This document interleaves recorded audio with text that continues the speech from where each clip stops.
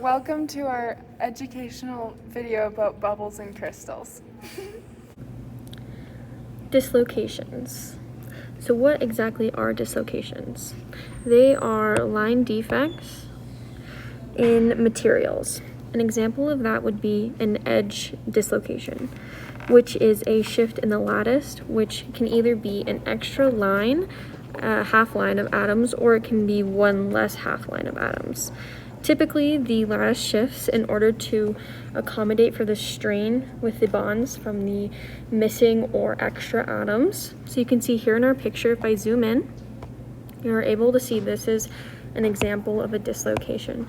And I can show that here because if I draw this straight line of all these atoms, when you get to about where the red dot is, it shifts, it curves. And if I were to do that again, you can see it here curving. And that is a great example of the lattice shifting in order to accommodate those extra bonds. A great way to represent these dislocations is to draw a Berger's circuit and a Berger's vector. A Berger's vector measures the lattice distortion from the line defects. So you can see here I'll draw 3, 3, 3, 3, and then 3 here. And you can see that if I were to go 3 more up and complete that circuit, there is an extra section here that is missing. This right here would be the Berger's vector, and that shows the lattice distortion.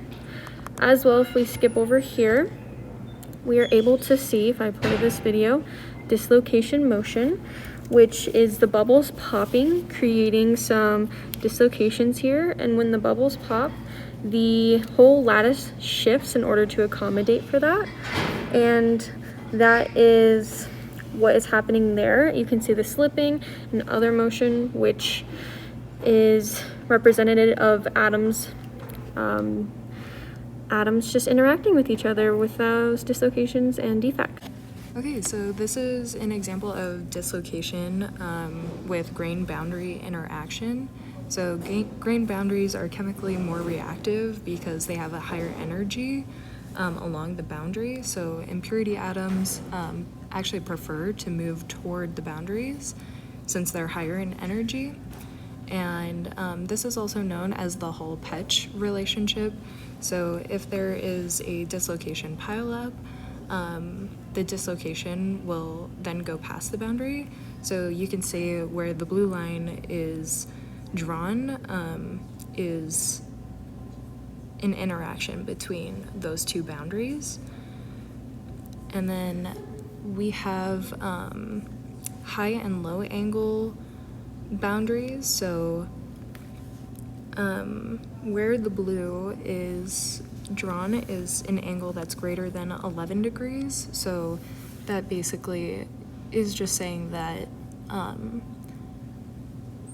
that dislocation is misaligned between the adjacent grains and it is going over that angle. And then the other one is less than 11 degrees, so where the boundaries create an angle that is less than 11 degrees, and that's just another like misaligned with the adjacent grains. And then the last one is interstitials, which are impurity atoms that fill voids among the host atoms. So sometimes a crystal is crowded into a small empty space that's usually unoccupied, and that defect will occur. Another type of dislocation is a vacancy. Here we can see a large vacancy to the side of our crystal structure. A vacancy is when the grains are pushed aside and there is a hole that is not full of other grains. As you can see over on the other sides of the vacancy, the grains are evenly spread out and touching each other. That is how a normal crystal structure looks. However, when a vacancy emerges, there is a large hole like you can see in this picture. A dislocation pileup is a type of dislocation that forms after the grains in a crystal structure have been subjected to compressional force.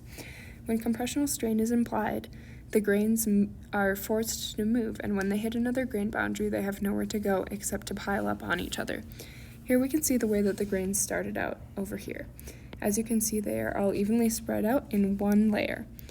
Once they were subjected to compressional force, we see that they piled up on top of each other as soon as they hit the grain boundary. This is a great example of a dislocation pileup. One type of strain that crystal structures are oftentimes subjected to is compressional strain.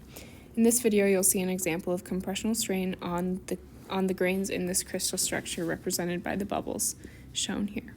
As you can see, as the compressional force is applied, the grains try and move to even each other out, but when they can't move any farther or they hit a grain boundary, they begin to pile up on each other.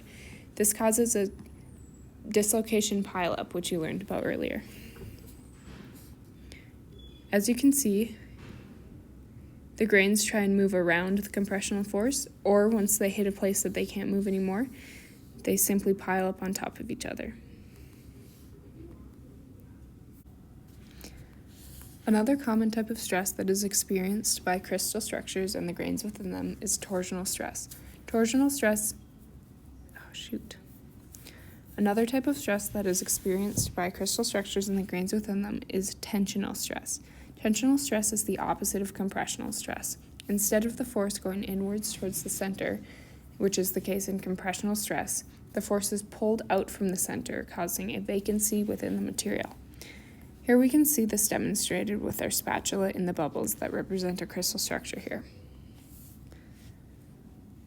As you can see, when pulled apart, a vacancy is formed.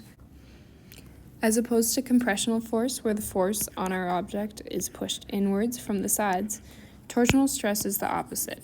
We saw here that as the spatula pulled away, the force was applied away from the center, causing this vacancy that you can see here.